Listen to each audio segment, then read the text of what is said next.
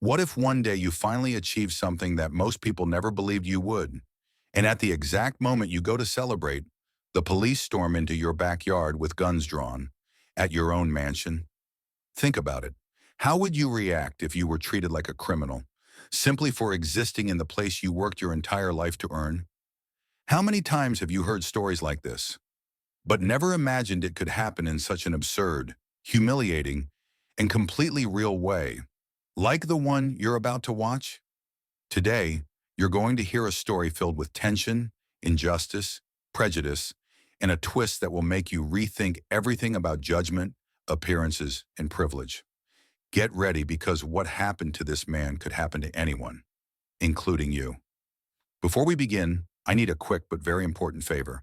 Hit the like button, because it helps this video reach more people and tells YouTube that this kind of story needs to be seen. Comment below what you would do if you were in his place. Your opinion might appear in future videos. And of course, subscribe to the channel and turn on notifications, because here, every week, you'll see real stories full of tension, emotion, and lessons nobody ever talks about. Now, take a deep breath, because what you're about to watch is more than just a video. It's a reality check. The entire street seemed to hold its breath when the black car, gleaming under the reflection of the trees lined up like silent guardians of the gated community, moved slowly along the main avenue. It was a place where silence was worth more than gold, where every blade of grass was measured with rigor, where luxury wasn't displayed, it was assumed. But the moment the unfamiliar car rounded the final curve, it stirred an almost palpable discomfort. Curtains shifted like serpents, quick, wary, revealing only half-closed eyes that analyzed every detail. When the car door opened and a black man stepped out, tall, steady, carrying nothing but a folder of documents and the serenity of someone who had achieved something great, the air changed. There was nothing welcoming about it. Attentive ears, tense expressions, and the feeling that this place, this territory, this exclusive paradise, seemed to reject his presence before he even took his first step. He felt the weight of the stairs before he had even closed the door behind him. They were not curious looks. They were the looks of people trying to decipher whether something there didn't belong. The taciturn doorman, who normally greeted everyone with an automatic smile, limited himself to a stiff, bureaucratic nod. The windows kept moving, whispering silent judgments. But the man did not hesitate. He adjusted the lapel of his blazer, took a deep breath, and walked with the determination of someone who knows that his place does not need to be granted, because it has already been earned through effort, merit, and difficult choices. Each step echoed along the immaculate street, like a mute challenge to the expectations that tried to shape him.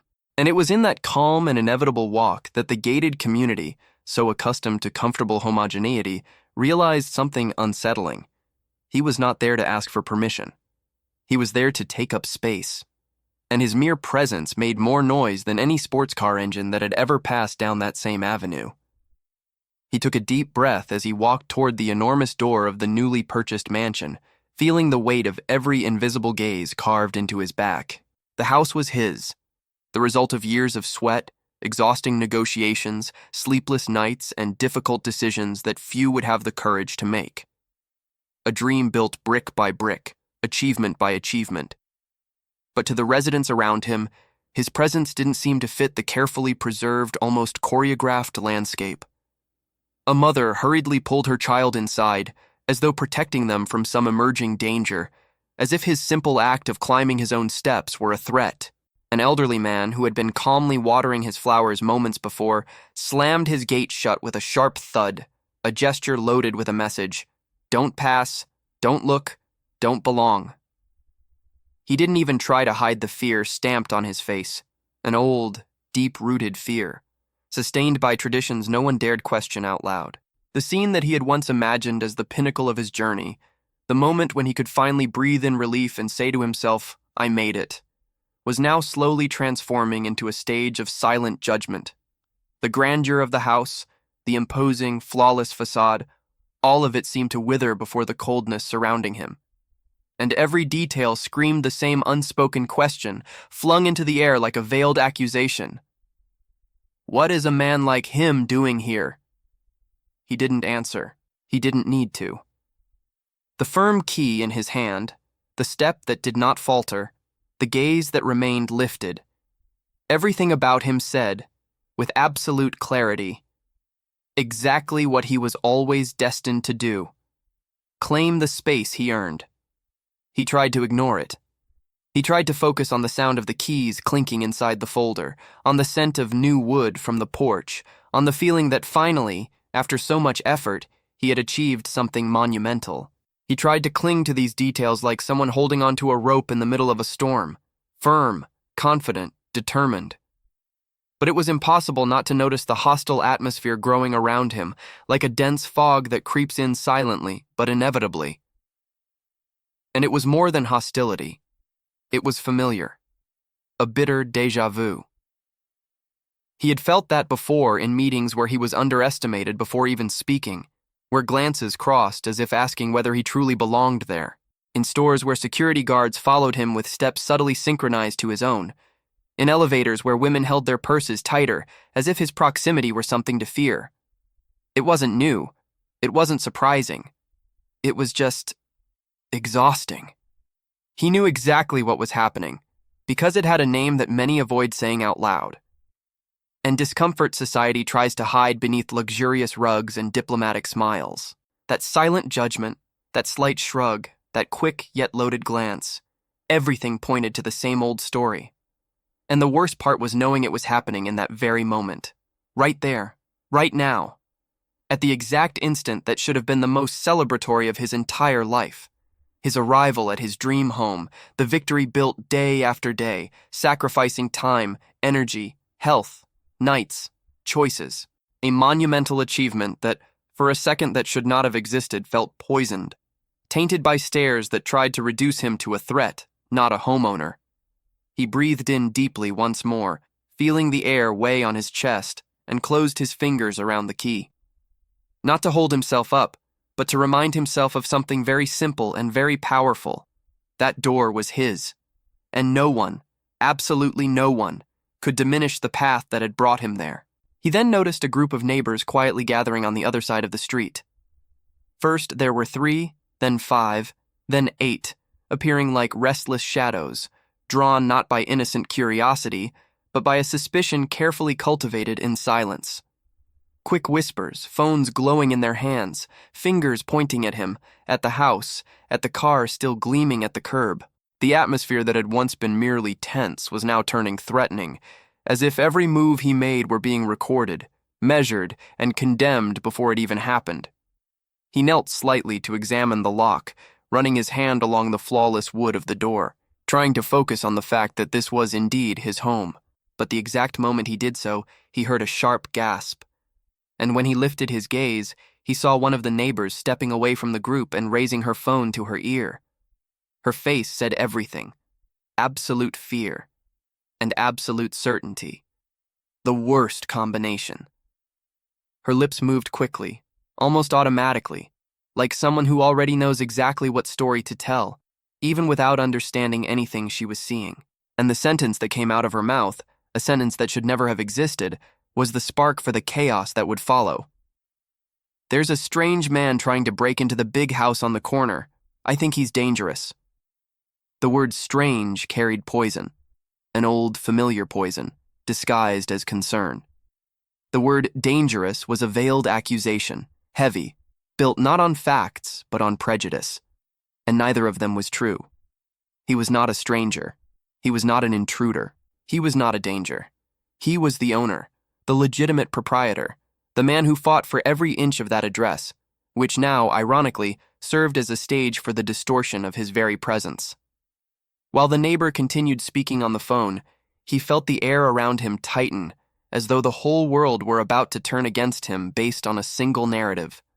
A narrative that would never belong to him, yet somehow, cruelly, defined him in the eyes of others. And in that instant, before the sirens that were yet to come, he realized, there, in that pristine community, justice and truth were fragile. All it took was one poisoned whisper for someone like him to be transformed, in the blink of an eye, from homeowner to suspect, from successful to dangerous, from man to threat. all without a single word spoken by him. The first siren appeared in the distance, but to him it sounded like a thunderstorm approaching. Slow, inevitable, carrying a fury that did not belong to him, yet still fell onto his shoulders. The metallic echo reverberated in his chest like a deep warning, a bitter reminder of situations he had lived through before, but which he hoped, with every bit of strength he had, never to relive. Suddenly, the air seemed heavier. The trees, once elegant and still, now looked taller, more menacing. The street felt narrower, as if trying to push him against the door of his own house. It was as though the entire world were contracting around him, squeezing, pressing, waiting for him to make one wrong move to justify what was about to happen. He closed his eyes for a moment, brief, desperately brief, and took a deep breath. He repeated to himself that he owned that house. He repeated that nothing was wrong, that everything was legal, that he had documents, contracts, keys, identification, everything. But deep inside, in the place where even his certainties couldn't fully shine, a part of him knew that being right wasn't enough. He had to survive.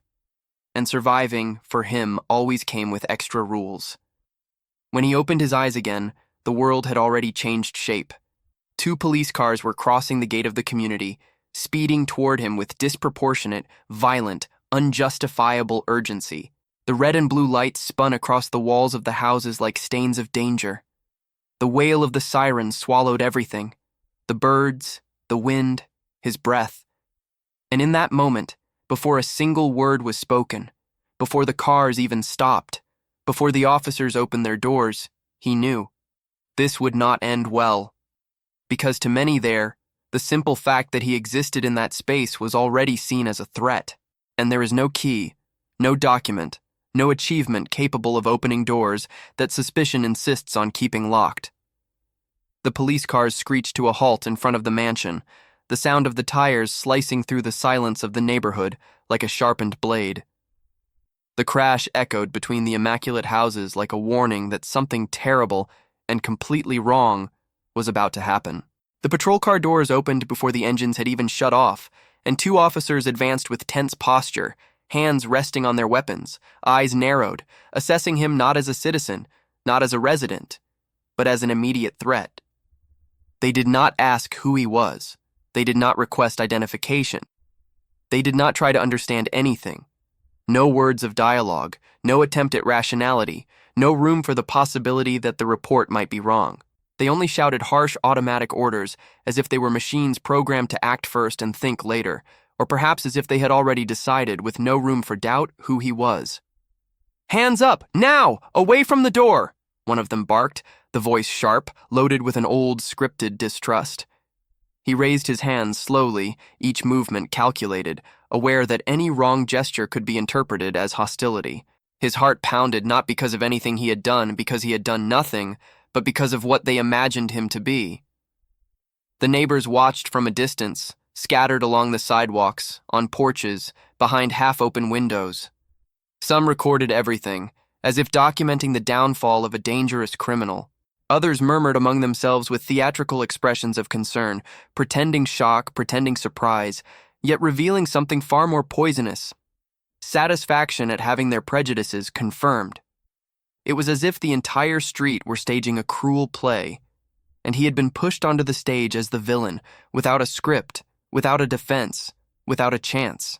And the worst, the most painful, the most infuriating part was knowing that none of this was happening because of something he did. It was happening because of something he was. Or rather, because of what they assumed he was. And that assumption was a sentence he had known for a very long time. A silent sentence. Unjust.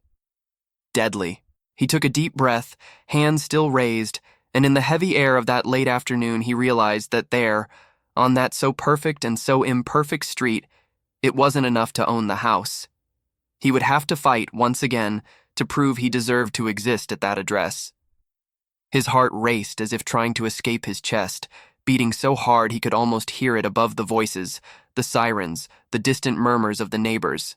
Still, he kept his hands raised, letting the cold wind pass between his trembling fingers, as if it could carry away the fear gathering at the back of his throat. He tried to speak, tried to explain, clarify, recover a shred of dignity in that absurd scene. "Sirs, I can explain, But he didn't get to finish. "Shut up and turn around!" the second officer shouted, his voice heavy with aggressive authority as he moved toward him with heavy steps. The steps of someone who had already decided who he was before even arriving. Humiliation tightened around his chest like an invisible hand. Suffocating. Cruel. Unnecessary. His legs threatened to give way, not from physical weakness, but from the silent brutality of that complete inversion of reality.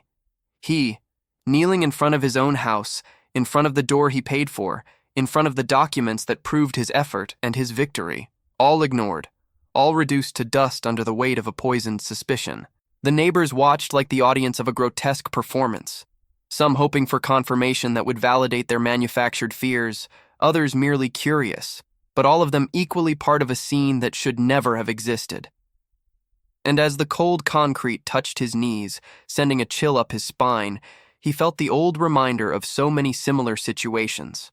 Unjust stops, suspicious stares, doors of opportunity closing before he even reached the threshold.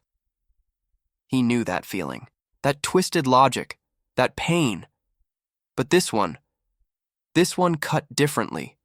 It hurt deeper, it hurt more cruelly. Because this time, he was being condemned, not for a mistake, not for an infraction, not for anything he had done, but for something that should have been celebrated. His triumph, his achievement, his home.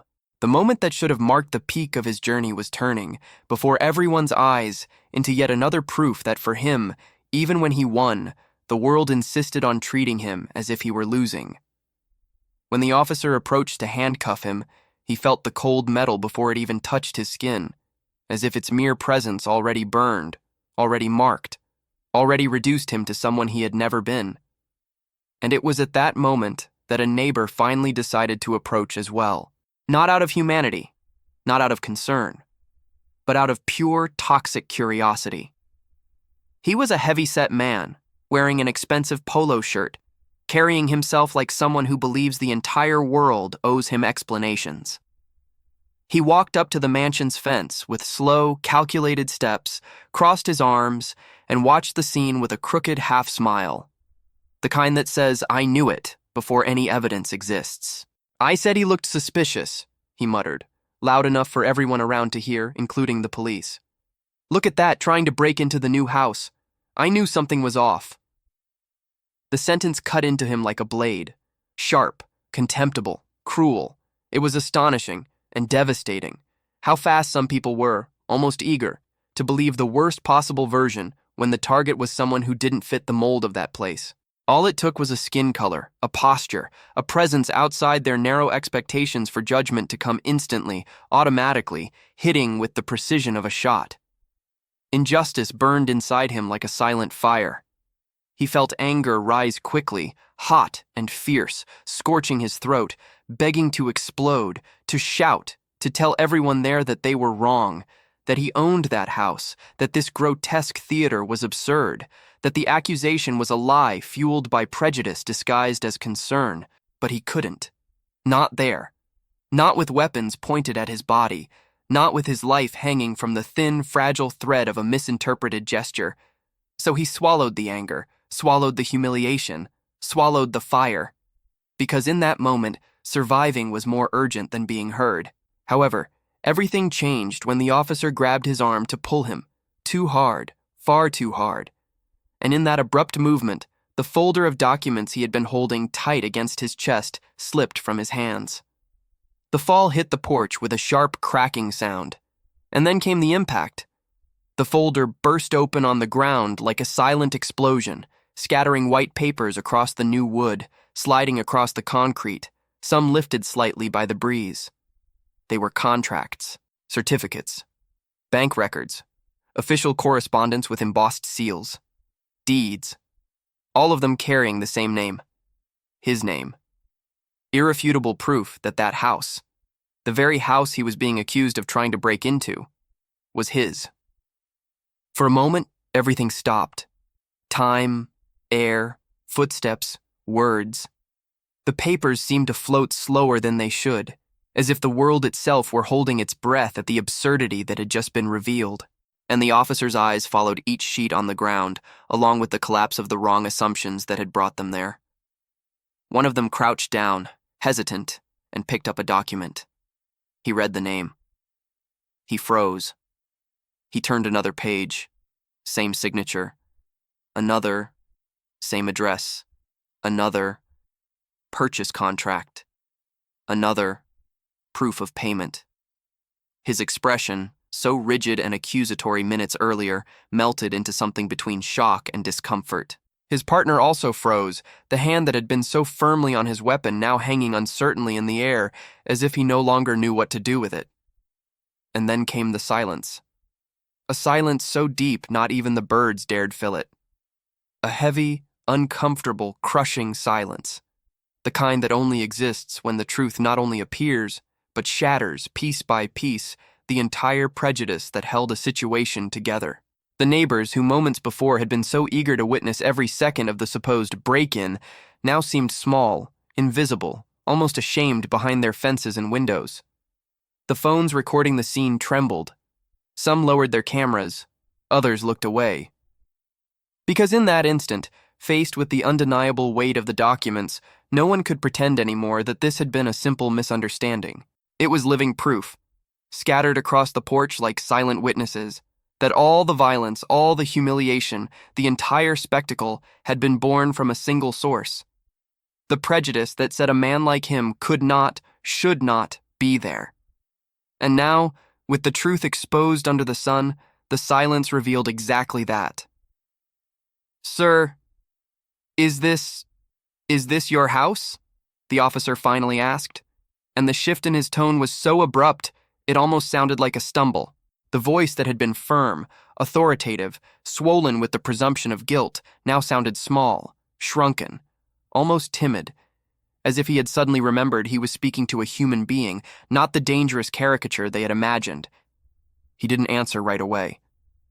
He stood there, still frozen, hands raised, body tense, chest burning with a mix of indignation, fear, and a dignity that insisted on remaining intact, even after everything. His eyes met the officer's, and in that gaze there was more than anger. There was exhaustion. A deep, ancient exhaustion, not born from that day alone, but from years, decades, generations repeating variations of the same injustice. When he finally spoke, his voice came out steady but heavy, as if each syllable carried the weight of all the times he had been forced to prove what he already was. "Yes, it's mine. I bought it 2 weeks ago. I'm moving in today." The silence that followed was almost tangible, almost solid. The neighbors who, minutes earlier, had whispered with excitement, pointing, filming, crafting narratives, and reviving old prejudices as if they were truths, now exchanged uncomfortable glances. Their expressions twisted with poorly disguised shame. Some stepped back, as if wishing they could disappear inside their own homes. Others looked away so quickly it seemed to hurt to maintain eye contact. It was fascinating, and tragic, how humiliation changed direction. Before, it was aimed at him. Now it dripped slowly onto them. And they knew it. He knew it. The officers knew it. The entire street knew it. The scene they had created would not be remembered as an act of protection, no matter how they might try to justify it later. Nothing about it resembled safety. Nothing resembled caution. Everything, absolutely everything, revealed something else. The fear they carried inside themselves. The prejudice they tried to hide behind tall walls and polite smiles. The eagerness to believe the worst possible version of someone who didn't fit their mold. That moment would be remembered, not as the day they prevented a crime, but as the day they exposed themselves. Exposed exactly who they were, and who he had always needed to be to survive in this world. As the officers tried to compose themselves after the discovery, the atmosphere on the street shifted. There were no sirens, no shouts, no metallic screech of tires. Just a heavy, suffocating silence, as if a silent storm had fallen over everyone, leaving the air dense and still. One of the officers cleared his throat, attempting to regain a posture that no longer fit him. He held the documents with trembling hands, avoiding eye contact as if looking directly at him would mean admitting, with every muscle and fiber, the absurd mistake he had just made. The shame could not be hidden. It was visible, almost tangible, radiating from every stiff gesture, every prolonged pause. "Sir, it seems there was a misunderstanding," he finally said, dragging the word misunderstanding as if it could soften something impossible to soften. The phrase fell into the air like a bad joke. He kept his face serious. The mask of self-control remained intact, but inside there was a whirlwind, not of pride as an outsider might expect, but of exhaustion. A deep, ancient exhaustion. Exhaustion from always being suspected before being seen as a citizen. Exhaustion from having to prove his legitimacy at every door, in every key, in every smile that never arrives. Exhaustion from knowing that his presence, no matter how legitimate, would never be seen as natural by many there. Even in front of the largest house in the neighborhood, even with contracts, deeds, and official proof scattered at the feet of those who judged him, the exhaustion persisted. Because he wasn't just fighting for houses, he was fighting to exist. And as much as the truth had been revealed, he knew. Those looks, those prejudices, would not vanish so easily. The world might admit the mistake out loud, but the silent memory of the judgment, that he would carry alongside the relief, always side by side. The neighbors began to disperse slowly, each step carrying the weight of a silent guilt, that uncomfortable feeling of having witnessed something that should never have happened, but that in some way they had always known could happen. They stepped back, murmured among themselves, averted their eyes, trying to occupy their bodies with gestures and words to ease their own shame, but nothing could truly lighten their conscience. The woman who had made the call took a few steps toward him, hesitating with every movement, as if an invisible barrier prevented her from getting too close. She opened her mouth to speak, closed it, then opened it again. She murmured something incomprehensible, words too timid to form a complete sentence. Then she forced an uncomfortable smile, the kind that tries to turn prejudice into a misunderstanding, attempting to erase the truth with a mask of belated politeness. "We were just concerned," she said, trying to sound generous, as if that could erase what had already been done. He simply watched her, face serene, eyes steady, and said nothing. His silence was heavier than any justification, more eloquent than any improvised defense. She continued, stumbling over her own words. "You know, lately, so many cases of break-ins." But even she realized how fragile that sounded, how ridiculous and indefensible it was to justify an attack of suspicion based on color and presence rather than facts. His silence answered for itself. There was nothing she could say that would erase the obvious truth. That for her, for them, for those neighbors, a black man in a mansion could only mean danger. And in that moment, without shouts, without confrontations, without sirens, reality spoke louder than any words. The prejudices that fueled that scene were still breathing, intact, even in the face of indisputable evidence of justice. The officers began to step back, their footsteps firm but heavy with embarrassment. Formal words of apology left their mouths, promises to report the incident as a mistaken neighborhood alert, carefully chosen terms meant to soften their error. But to him, each sentence sounded distant, almost irrelevant, incapable of touching the wound they had opened in his dignity moments before. He took a deep breath, feeling the air heavy, almost as if he had to pull every bit of calm from the ground along with the breeze. He bent down slowly, gathering the documents that had scattered across the veranda. Contracts, deeds, receipts, all carefully arranged, reorganized with deliberate, precise movements, as if he were not merely straightening papers, but reconstructing the dignity that had been thrown against the concrete. The older officer approached, lowering his tone, as if trying to reclaim some trace of lost humanity. "We really thought something wrong was happening," he said, hesitant, avoiding direct eye contact, almost pleading for understanding. He lifted his eyes, meeting the man's gaze without fear, with a serenity that carried exhaustion, firmness, and a quiet strength. "It was," he replied, voice calm, clear, each word deliberate. "Very wrong, just not on my part. The impact of the sentence was subtle, yet devastating. There were no shouts, no physical confrontation, only a simple, irrefutable truth, delivered with surgical precision. The officer was left speechless, swallowing his own confusion and shame, realizing that no apology could undo what had just occurred, nor erase the weight of that revelation in the face of the reality he himself had helped distort. And as the neighbors drifted away, still whispering among themselves, he remained there, collecting every sheet, every fragment of paper, every piece of himself, knowing that this silent victory, though won in the shadow of humiliation, was complete. After the patrol cars disappeared around the bend and the sound of sirens faded into the distance, silence returned to the neighborhood. But it was a different kind of silence, heavy, charged, filled with invisible echoes of what had just happened. He stood alone on the veranda of his own house, feeling the cold wind pass through the trees, rustling their leaves as if trying to cleanse the air still thick with tension. In the distance, he heard the sharp echo of doors closing in the homes of neighbors who had judged him, each wooden click a silent reminder of those who had positioned themselves against him without any proof. The street felt different now, emptier, colder, as if all the polished veneer hiding prejudices and small cruelties had been stripped away at once. The superficial perfection of the place no longer existed. The raw truth that had always been there had been revealed, waiting to be shown. He looked at the imposing mansion before him, every column, every window, every architectural detail reflecting the afternoon sun.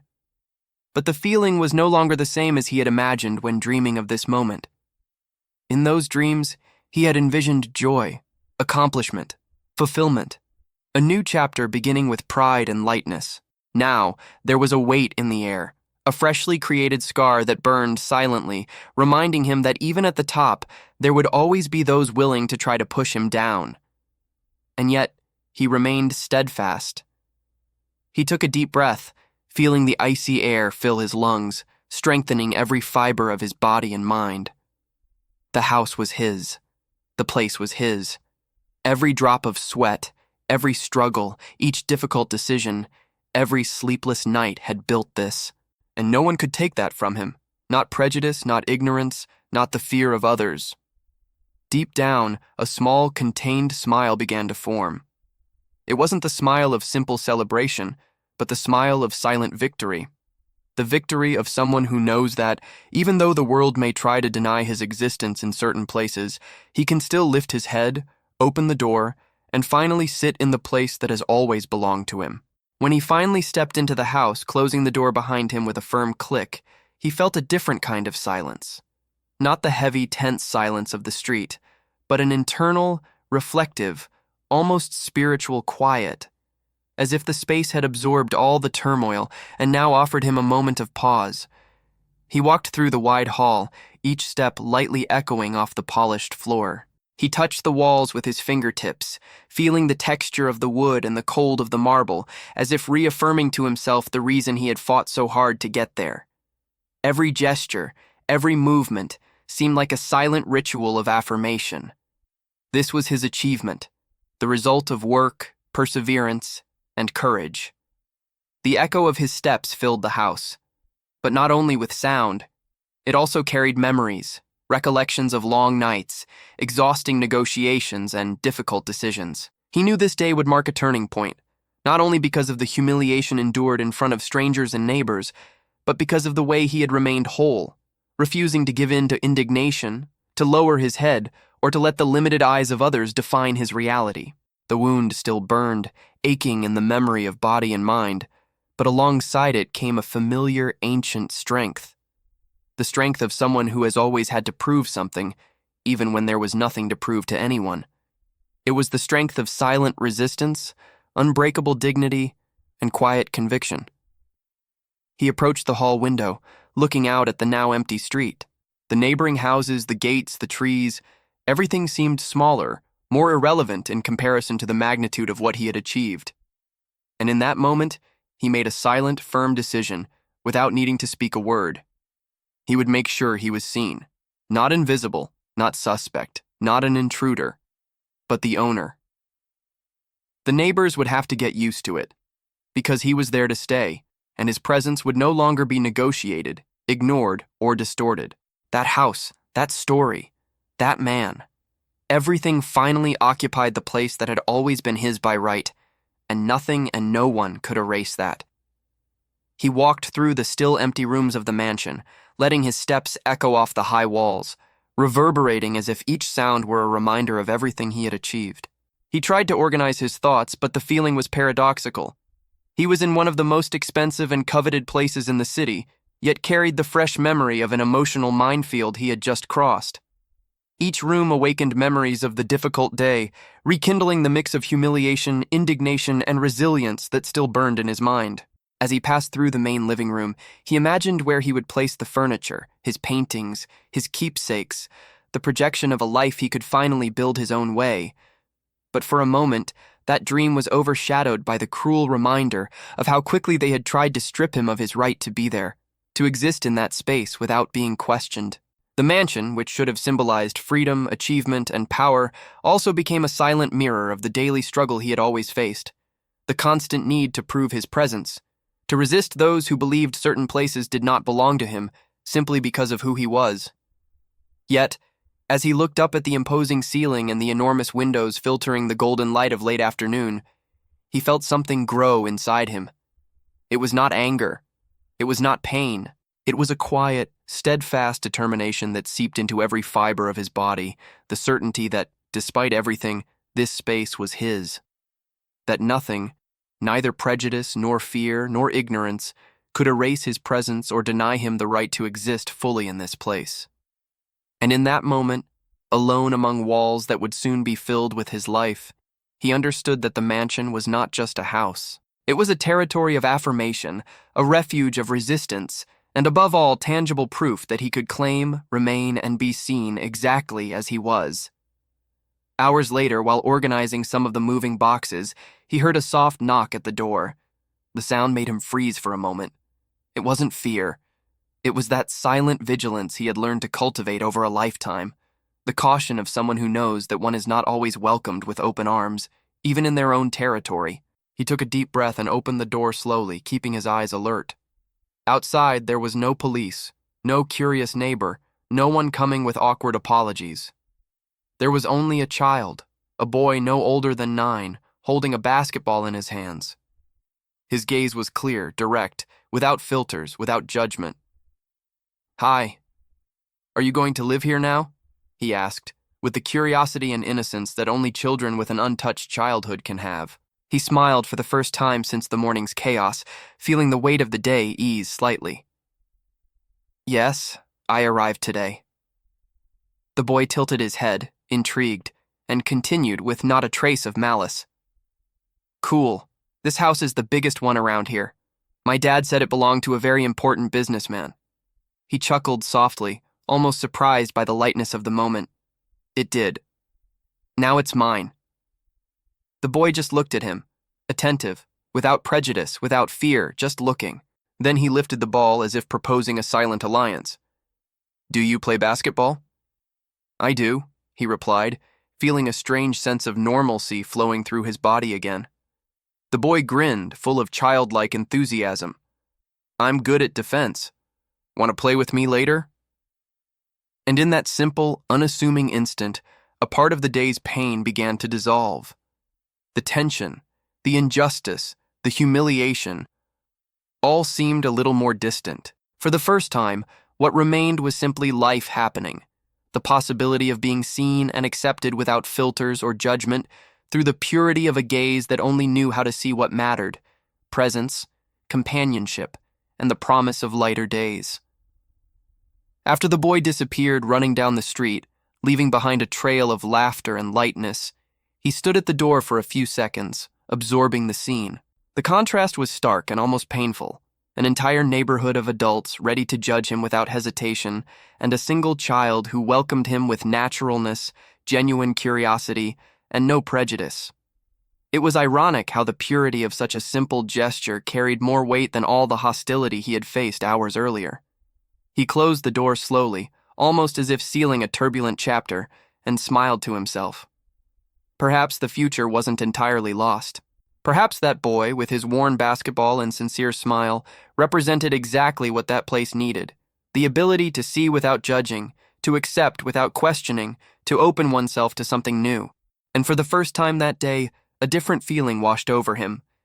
Maybe he hadn't been placed there just to live in a luxurious mansion, but to be a presence that could change the environment around him, a silent reminder that prejudice can be disarmed by the simple act of existing with dignity. It was strange to think that way, but it made sense. He wasn't just the new owner of the house. In some way, he was the beginning of a change, quiet but powerful. And as he walked back inside, he felt certain that despite everything that might still come, he was ready to be not only the owner of a mansion, but also the author of his own narrative in that place. Oh, ChatGPT Disa. When night finally fell, he let himself collapse onto the floor of the main room, among still-closed boxes, allowing the silence to become his ally. The lights of the neighborhood shone outside, streaming through the windows and casting reflections across the empty room, illuminating the street where, hours earlier, he had been humiliated in front of everyone. Now, however, that street seemed smaller, less threatening, almost irrelevant in the face of the magnitude of his journey and all he had achieved. He picked up one of the nearby boxes and opened it carefully, revealing an old picture frame. Inside was a photo of him, still young, smiling beside his mother in a modest little apartment. The image was simple, yet it carried the full weight of his memories. The limitations he had faced, the doors that had closed, the disbelief of others, the overt and subtle racism he had endured. He held the photo gently, as one holds a talisman of strength, and murmured to himself, "We made it, and no one is taking us from here." It was the first time that day he allowed himself to truly celebrate the moment. It wasn't the house that made him smile, nor the spacious rooms, or the luxury of the place. It was the quiet awareness that he had endured. Endured the humiliations, the unjust suspicions, the limited expectations the world insisted on imposing. It was the victory of existing fully, of occupying the space that had always been rightfully his, of turning his own journey into living proof of strength and dignity. There, among boxes, lights, and memories, he finally felt whole. For the first time since he had begun the battle to claim his place, he could simply breathe and acknowledge. He had won yet another invisible war, and this time, no one could erase his victory. The early hours of the morning passed in silence as he stood by the window, watching the neighborhood now asleep. The houses were dark, the streets deserted, yet he could still sense, like a subtle presence, the shame that lingered behind many windows. But for the first time that day, it didn't touch him. On the contrary, there was something almost liberating in realizing that the humiliation they had tried to impose had turned back on them. The story of that afternoon would certainly spread through the corridors of the neighborhood, but not in the way some had expected. There would be no words like suspect, intruder, or stranger defining him. He would be remembered for what he truly was: the rightful owner, the man who maintained his dignity when everyone around him revealed who they really were. Calmly, he closed the curtains and walked upstairs. Before lying down on the makeshift mattress, he let slip a quiet, resolute smile, carrying all the day's battles and all the small victories accumulated over the years. He had won, not because of money or a mansion or status, but because, despite everything, he had remained whole, true to himself. And when the sun rose the next day, the entire neighborhood would have to face a new reality. He was not the stranger they had tried to create. He was a new beginning, and he was there to stay.